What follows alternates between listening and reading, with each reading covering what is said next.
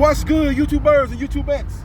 This is JBsports back again with another one.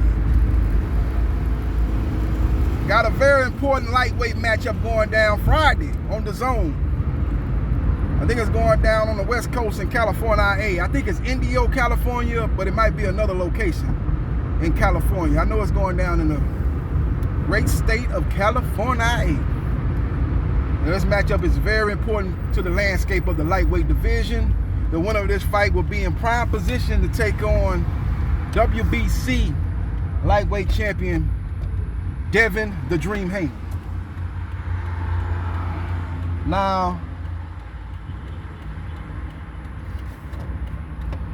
it will be a 50-50 fight. This is one of the rare occasions in boxing that we have a 50-50 fight, a real true 50-50 fight. You got two guys that have been hungry, been looking for the smoke. Ain't been running away from the smoke, running into the smoke. And that's what I like about Javier Fortuna and JoJo Diaz. Oh yeah! Yeah, so it should be a very intriguing matchup, man. You got two guys that are southpaws. You know, both guys bring the heat. Both guys are very offensive-minded fighters. Now, Javier Fortuna is what you call a borderline dirty fighter. And when you really say borderline dirty fighter, you a dirty fighter, you ain't. So saying borderline dirty fighter basically means he is a dirty fighter, but he's not. He does it in a way where he's not gonna get disqualified, nothing like that, but he's gonna make it very comfortable for his opponent in the ring with headbutts, putting you in the headlock, doing stuff like that. Now, JoJo Diaz. Ooh, yeah. Last seen in the ring, he fought Rockman. That fight ended up in a draw. During the weigh-in, he was overweight, so he lost his belt on the scales. It's a shame that he couldn't defend his IBF super featherweight title that he won off of Tevin Farmer, which was the best win of his career. You would have wanted him to backdoor that and have a successful defense against Rockman. That fight took place on the Zone. But that wasn't the case. And I think he did have weight problems, obviously, with the missing the weight, and he came in very lackluster, very sluggish in that fight. He was able to get end up getting a draw. A lot of people, well, I ain't gonna say a lot of people. Some people thought he won the fight. Some people thought he lost the fight. It was a very close fight. I had it a draw. You know, I didn't think either fighter did enough to really win the fight in a clear fashion. There was a lot of close rounds, a lot of swing rounds, so I thought a draw was a just decision. But he's definitely gonna have to step it up in this fight here with Javier Fortuna. So it should be a much anticipated matchup. But one thing I wonder about this fight is, why is this fight the co-main event? This fight should be the headline fight. This should be the main event. They got this fight as a co-main event. I know the Golden Boy promotion is trying to push Roberto Zurdo Ramirez. He's an undefeated guy that fought at super middleweight. I think he's fighting at light heavyweight now. He's a guy that's just signed with Golden Boy promotion. They're trying to sign him. He's in quiet as kept hot division in boxing, 175 pounds. You got Arthur Beterbiev. You got Joe Smith Jr.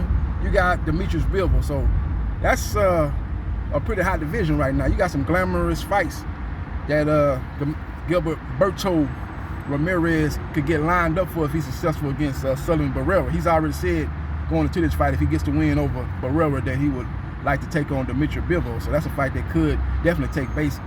Both of those guys are fighting on the same platform, that being the Zone. Demetrius Bivol is promoted by Eddie Hearn, and as I said earlier, Roberto Ramirez just signed with Golden Boy promotion, so that should be an easy fight to make. So we will see what happens. We'll see what transpires. But back to the fight that's, to me, a much more significant and much more interesting matchup. I think it's going to be a tough fight to really call, man. It's going to be one of them fights. I think whoever loses this fight going to be complaining. They're going to say they really won the fight. They think they're going to say they got robbed. It's going to be that type of fight. I think it's going the distance. I think it's going to be a lot of ebbs and flow in this fight. Now, what JoJo Diaz cannot get caught up in is fighting Javier Fortuna's fight. Javier Fortuna is actually a real good boxer, great head movement. He's got a great left hand. He's a southpaw, good jab, good left hook. He can throw it wide. He can throw a looping left hook, and he can throw a straight left hook. That's his best punch is the left hand. He's got a pretty good jab too. He goes to the body. And he's a guy that's a very ferocious fighter. He's a guy that I'm going to win by any means necessary type of fighter. Within the rules, outside of the rules, it don't matter. I'm trying to get this victory. And if you don't like it, so what? So it's a very intriguing matchup. JoJo Diaz has been in there with Gary Russell Jr. Gave a good account of himself in that fight. Came up a little bit short. I thought he gassed out in the championship round. And the experience and the hand speed of Gary Russell Jr. was able to prevail in a very exciting and competitive matchup. But he used that experience to catapult to when he got a shot at another title and another champion, Tevin Farmer.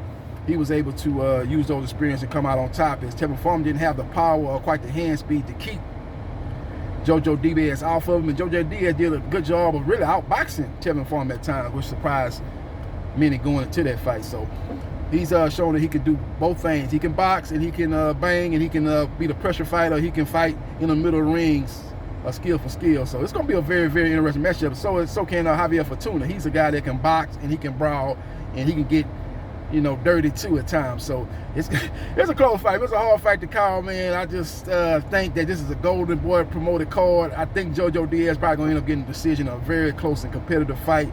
I think the key for Javier Fortuna is the jab. He's got to get the jab and try to keep JoJo Diaz at bay, try to keep JoJo Diaz from countering the jab, because JoJo Diaz is going to be looking to counter the jab.